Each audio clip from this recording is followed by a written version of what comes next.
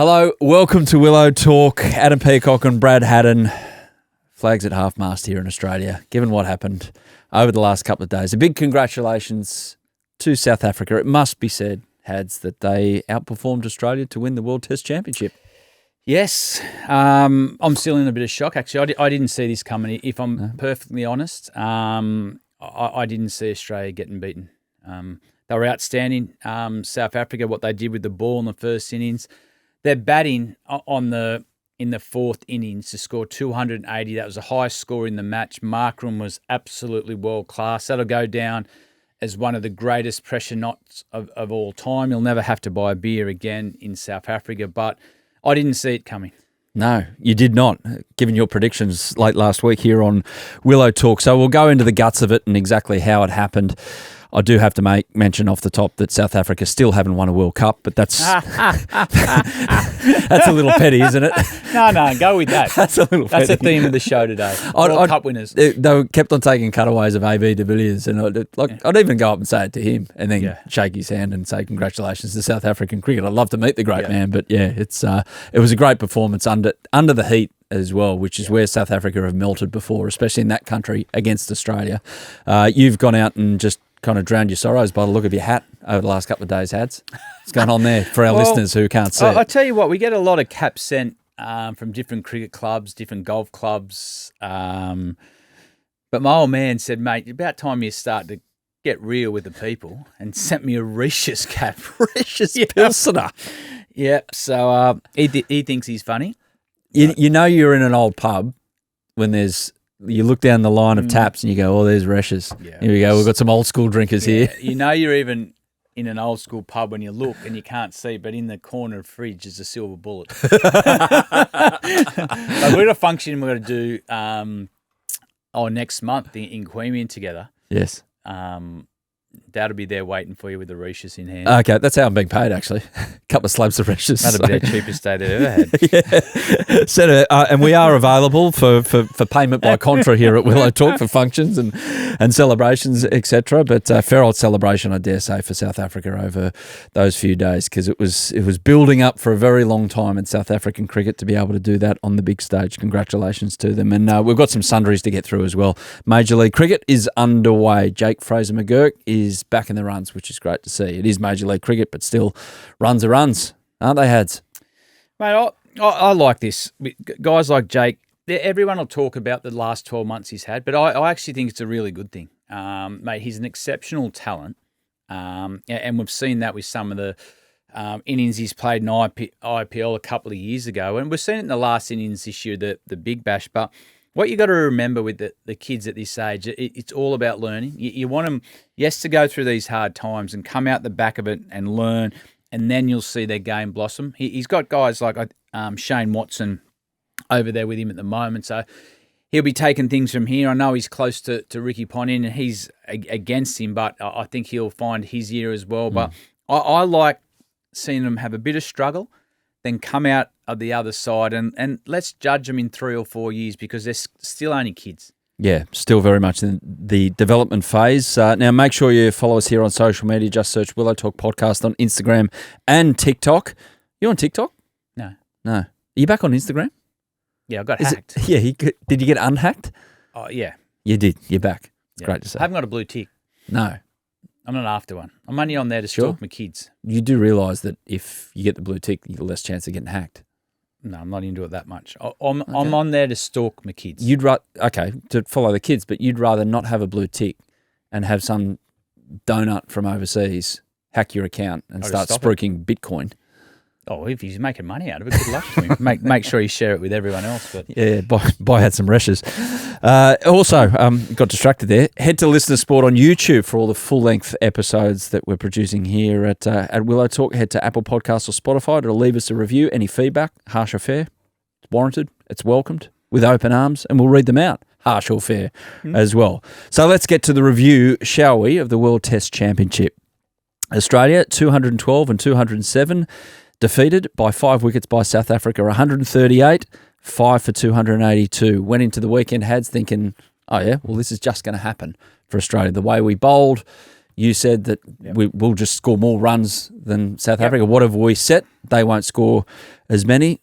Didn't happen that way. Aiden Markram, I mean, if there was a man of the match to be given, and probably given it like times 2, it's him. For not only that knock, but also, and Steve Smith still can't believe he did this, he dismissed Steve Smith when he was humming as well. Was that the test match? Was there something else that absolutely stood out to you that proved the difference?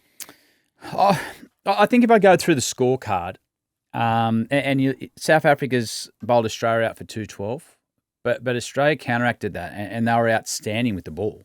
They're 138. But it was Aiden Markram's innings.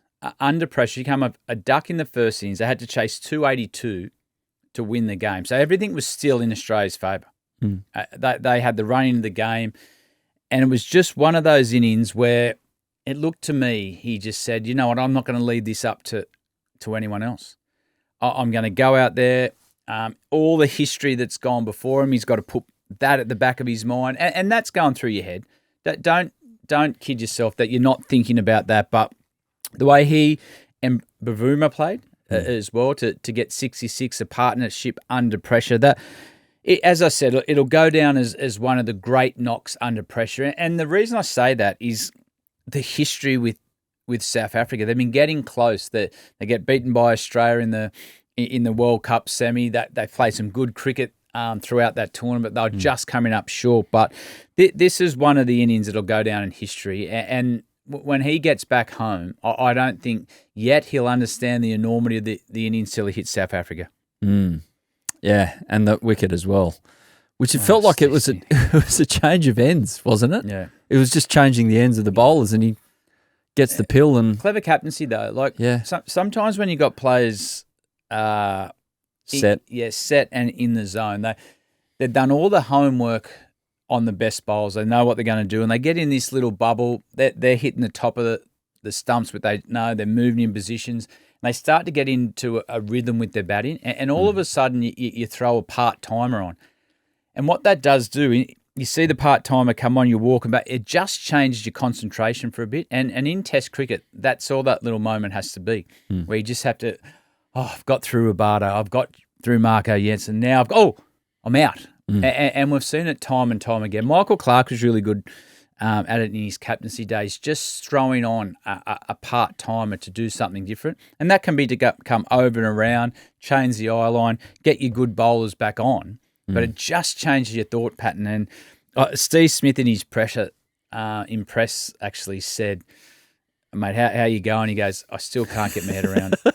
And that's the difference in Test cricket, those little concentration lapses that can turn the game. And we had Greg Blewett on Willow Talk a few months ago, and I brought up the fact that he was that bowler. He was in the zone. No, he was that bowler, but he was in the zone one day in the Windies when the Windies were not bad in the mid-90s, and he was just rattling towards a century. Keith Arthurton gets the ball, long hop.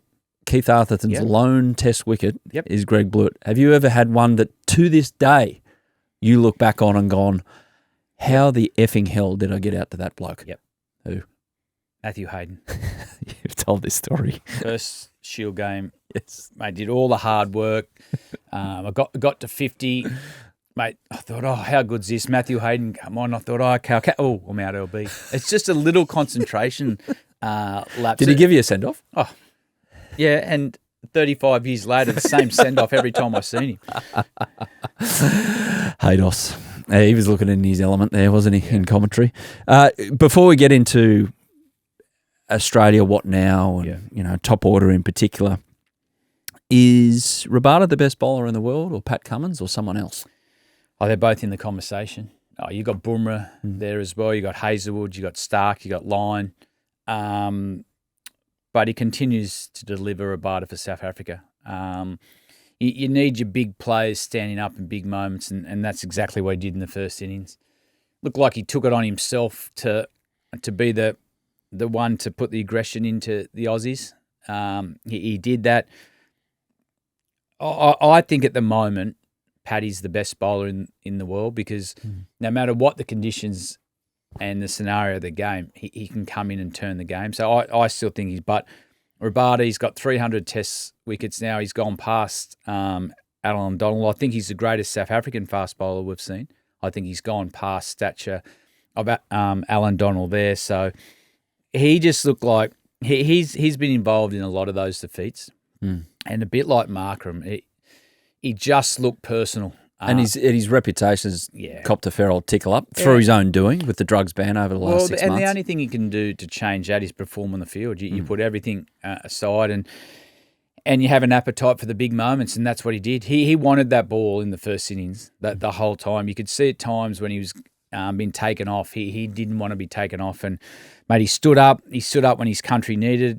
He's got the rewards. Now, that 300 mark is the mark you sort of set yourself. And Paddy got there this test match as well, that you start to get in that greatness category. But I still think Paddy's dominance, he's still number one with Boomer in the world. With Boomer? Yep.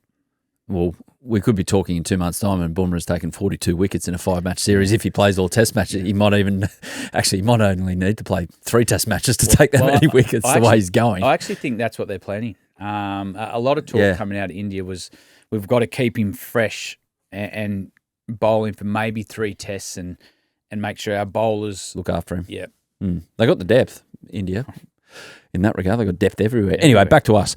We'll talk about the commiserations of Australian cricket right now, and just on South Africa about how they deserved it. But getting over that, at what point did you feel, even though it felt like conditions were certainly in their favour in the 4th innings, and it's not a huge surprise looking at a lot of what's happened in county cricket around England this summer, that the first 2 days have been tricky and then it just becomes a road.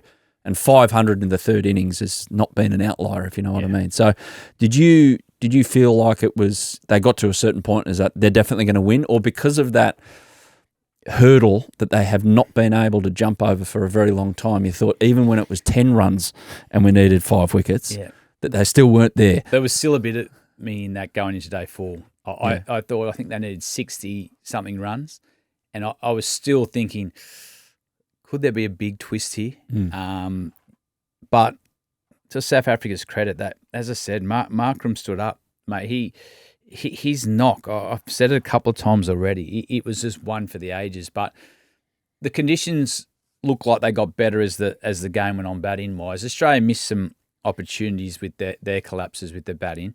But I thought, and we've seen it over time, where it's all right, our bowling group will get us out of it.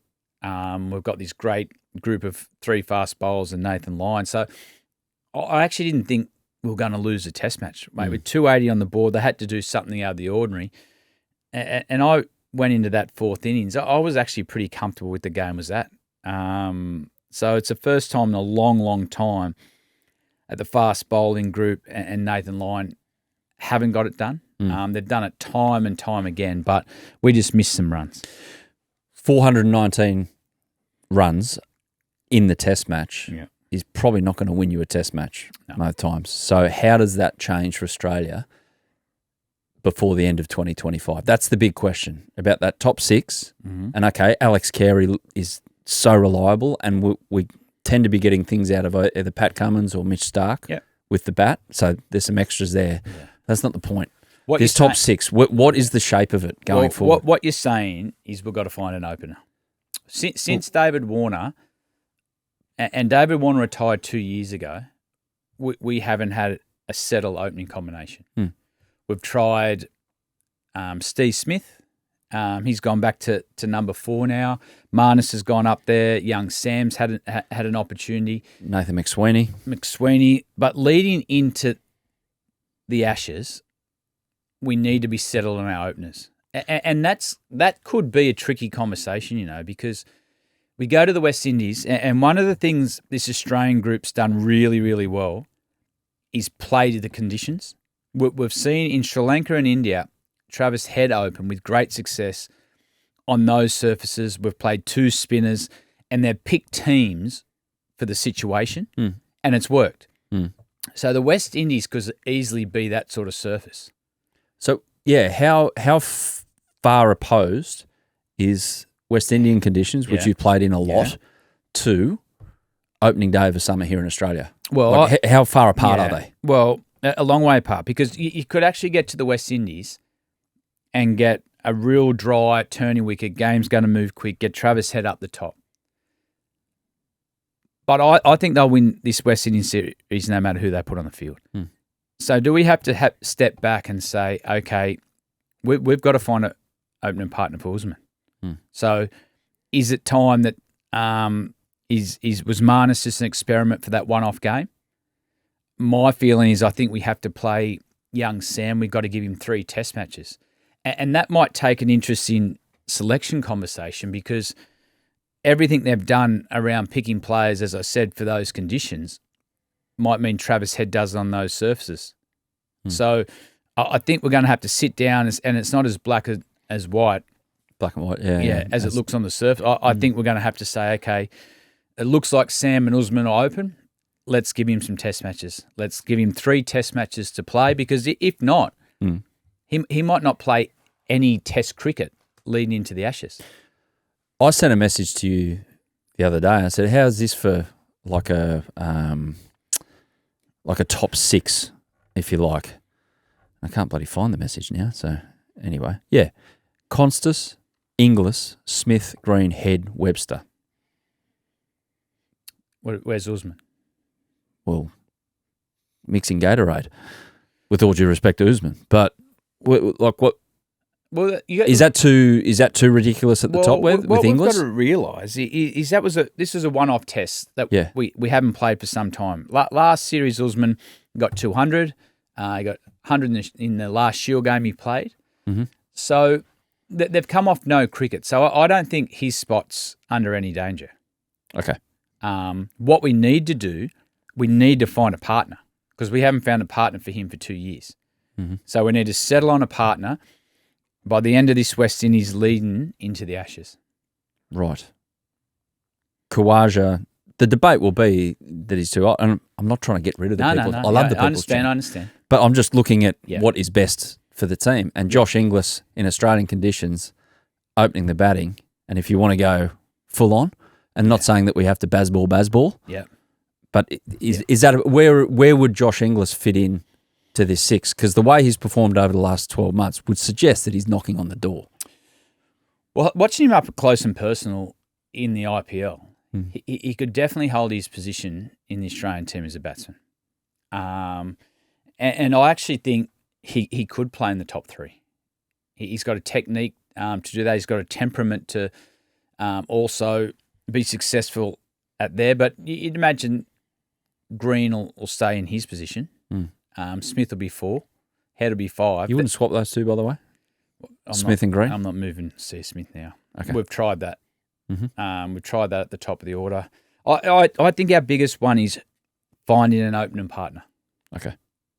And as I said, that conversation becomes a little bit tricky with what the surfaces are like in the West Indies. But I think we've got to look past that a little bit. I think it's a great opportunity. It's a bit of a free hit to get whether Sam in there and play some test cricket, build up a combination with Usman. Does Steve Smith putting himself about 3 metres away from the bat at third slip and snapping his finger, although it is just a dislocation, it's not a, even though I don't know how it's just a dislocation looking at what happened, does that give Marnus a reprieve for the first test in the Windies, which is just around the corner? Well, though, if it depends out whether Steve Smith's if it's not broken, you'd imagine you just got to wait for that wound to heal. Aloe vera, what do you do? Dettol? What was your go-to? Bit of lemon to really spice things up? Put it above my head. Pretend it's not there. Pretend it goes away. I'll tell you, it's interesting. I watched warm-ups at the World Test Championship, and Aiden Markram was the same. So what they were in a position for, there's a lot of balls just dropping short off a good length to second slip. So with dead hands. Yeah. With Joe Root's done it a couple of times with great success. They put a helmet on and they just stand there for the defensive push. But where you fall in danger there is the wide half volley where they throw their hands. Yuck. Yeah. And that's what happened to Steve Smith. He looked down and he must have his dry reach by been able to see the bone. I've had it. It's not pretty. It's not really the pain. You're a bit more in shock about what it looks like. Back to the World Test Championship. Did it change your thinking anyway? You are a big believer in, just practice, centre wicket practice and nets are enough for this calibre of cricketer to get ready for a match of that magnitude. Now, South Africa had a little bit of a warm-up as opposed to how Australia went about it. Did that play a factor? Well, on recent form, no.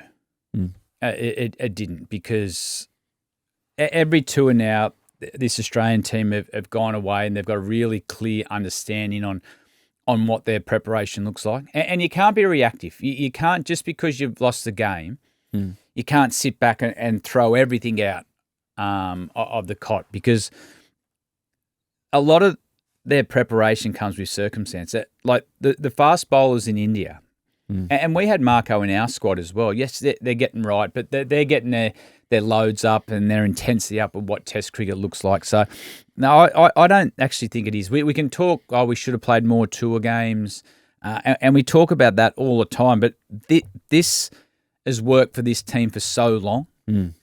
So I don't think it's time to start doubting everything that they've done. Yeah, exactly.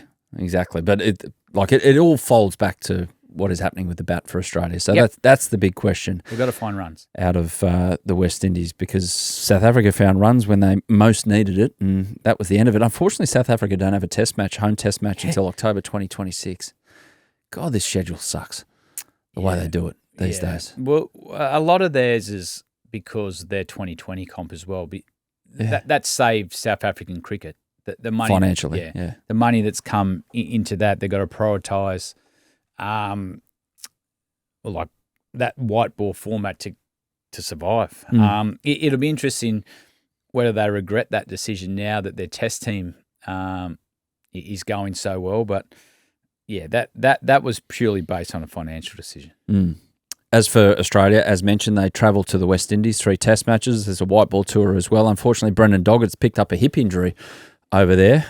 So Sean Abbott comes into the squad for him. Geez, he's been, as we like to call him here at Willow Talk after chatting to him, the big dog. He's unlucky. He's unlucky. Well, this happened to him a few years ago.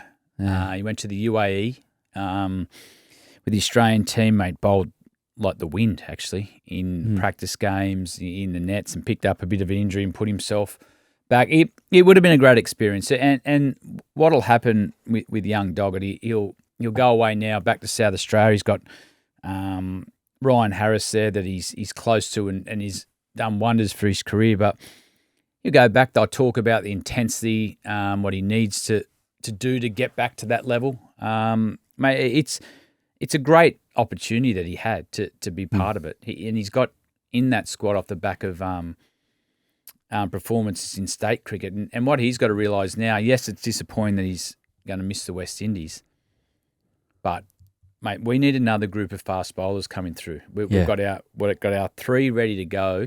If something happens to one of them, we need guys like Doggett, Xavier Bartlett, Morris, Spencer, Johnson. We need them up and firing as backup. Yeah, for the Ashes. You don't want to take any risk on anyone now. You've got to make sure you've got that cartel of fast bowlers, 10 of them ready when the Ashes starts. Tell you what's in the bin. Brendan Doggett's hopes of doing Ironmans in the off season. He was looking forward to doing a couple as well. So ever picked up? There's a strange look on your face, as if to say, "Why would you want to do that with your spare time?" But that's what he does. He likes doing that. It's how he finds happiness. Yeah, swimming in the water in South Australia. Yeah, no. He goes up to Queensland and does it. He's a Queenslander by heart, so he goes up to Noosa and does those things. But have you ever copped an injury which is like you're looking forward to your little off-season break and it's just curtailed? I mean, what you get up to in the off-season you just need to make sure that the the schooner can get to your mouth. I actually had tennis elbow. I was out for 3 months. Yeah. Oh, no golf, no nothing? No, nothing. You couldn't actually lift a bottle of water. Oh, that sucks. Yeah, it did. Anyway, shout out to Big Dog. No Ironman for him, but get ready for the summer. You sure he does those in Queensland? Yeah. Like you say, you wouldn't do them off Glenelg.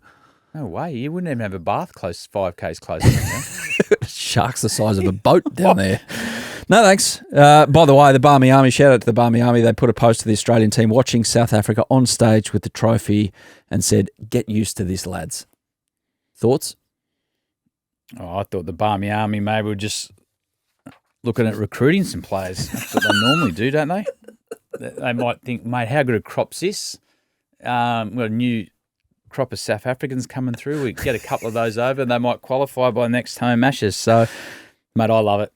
I love that the Barmy Army is starting already. It's going to be a great summer. Yeah. We will, on Willow Talk, get someone from the Barmy Army on. Are you okay with that? Yeah, I can't wait. We've got to get a representative. They've got clever songs. Oh, brilliant. Mate, the problem is, I know they had some good ones about Jono and all of us, but they're hard to get out of your head when you're out there batting. You felt like, you're keeping that they're playing, and you sort of start singing. You think, oh, get back in the game, mate. When Freddie Flintoff was bowling, super, and you sort of start to sing along with it. But they'll be great for the summer. And the difference with the Barmy Army here than in the UK is you've got 15,000 seat stadiums. Here we've got 90,000, so there's going to be 30,000 Barmy Army. Yeah. It'll be brilliant. It will be brilliant. Yeah, it will. One last one. I skipped over it before when we were talking about Josh Inglis. So Ben Horn from Code Sports, he's rattled off a few names as well to provide backup with the bat for Australia. Nathan McSweeney, Curtis Patterson, Mitch Marsh, Matthew Renshaw, Jake Weatherald, and Jason Sanger as well. He's named those guys as people in the mix. It feels like if we've got a line for a cab that Nathan McSweeney would be at the front of that queue. Is that fair? Yeah, I think so. Mate, his introduction to a Test cricket doesn't get much harder than what it did. He's gone back. He took it like a real trooper. He's won everything put in front of him with South Australia. So he's not lost to Test cricket. He would have made some tough lessons out of that. But he would have got around the people he needs to. Expect him to start this summer at a different intensity. I'm very surprised if he doesn't put his name up and around if the opportunity goes. You've still got guys like Josh Inglis waiting in the wings there, as was spoken about. But, mate, expect McSweeney to start the season really hungry. And by the way, I just twisted that because it is next cab off the rank. It's not the queue for the cab. So I just twisted that all around. So sorry about that. Mate, I knew what you mean. Oh, thank you. I'm in sync with you. That's scary. I mean, you think about it, in 20, 30 years' time, there might not be cabs. So there might be people like your kids now will say, what? They do not use a cab. No, cabs, it's all Ubers and everything. But like now kids go, what? There was home telephones with cords in them and things like that. What are you talking about? That makes you feel really, really old. Mate, my kids know what a taxi is. Mum now? And Dad, yeah. Oh, yeah, exactly. Can you come and pick me up? Yeah. Or get a cab. I'm ringing you. Like, wait until they start going to parties on a Saturday night because they're not at that age yet, are they? My oldest one is. Yeah. What, 2 a.m.ers? Can you come pick me up? Yep. I'm happy to pick them up, though. Always. Yeah. Maybe. Depends how many tequilas I've already had. Off to a break and Willow Talk. Back in a sec with Sundries. Sundries Hads, we mentioned it earlier, India, England. So I love watching Test. Who doesn't love watching Test cricket in England? It just feels wholesome, even though we got beat. But now, right around the corner, we've got this great series in prospect. What do you reckon is going to happen in this, in all honesty? Who's going to win it? Well, England have come out and said that they want to be a lot more humble. So that's different. What does that mean? Well, I don't know. I'm going to wait and see. Humble? Like just maybe a bit more connected to their fans. The what I'm more interested in is... They're not allowed to talk about golf. Well, it's the first... India with no Rohit Sharma and, more importantly, Virat Kohli. So the big fella. Yeah. A lot of the success India had in Test cricket was off the back that Virat Kohli's passion he had for that form of the game. You had the bright lights of IPL and they've had great success at World Cups. But Kohli's love of Test cricket was infectious in that cricket team. So he's not there now. It's going to be a different Indian team led by a young captain. Very, very classy player, but he's still a young captain.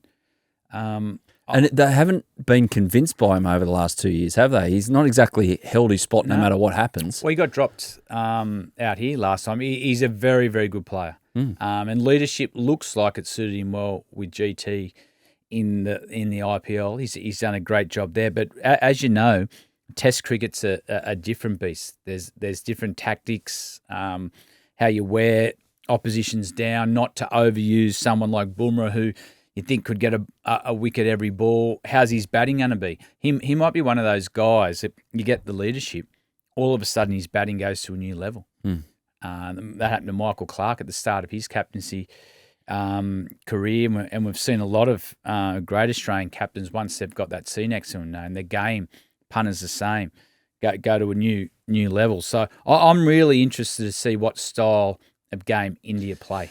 Yeah, and also all of the other fluff that goes on with, you remember Ricky had a little pop at Gautam Gambhir before the last series, and just, he's the coach. It looks like he's got his own way about how tours are done, maybe personnel as well. Maybe Virat's thrown into this with Gautam Gambhir, like pushing the new era for Indian cricket. Does Brendan McCullum, even though you said that they're going to be humble, does he just chuck a bit of spicy paprika on top there and just gives things a different kind of zing before the tour, or does an English great come out and start questioning the authority of the coach? Yeah, just let the game, the first test, take shape. I think that naturally happens over a 5-test series. It's India are going through a huge change, as you said. That they've got entourages that they had outside of the group that spend a lot of time on tour. That's a line in the sand there. So let's just wait and see. This could be a really successful era for Indian cricket, or it might not be also. It's Virat Kohli was such a big personality in the change room and such a vocal point for opposition teams also. So he took a lot of the heat and a lot of the, if you say passion from oppositions, was directed towards him. So England, they've got some decisions to make. They're not humming along themselves, are they? They've got to start producing some consistent Test cricket. They've got to find, and I think what's come out of their mouth over the last 6 months is trying to find a happy medium with entertaining, which they've done when Brendan McCullum took over, to now winning big Test matches. So it's going to be fascinating watching this first Test. Well, and it's going to be a circus as well because it's at Headingley. So imagine what that's going to be like on the weekend.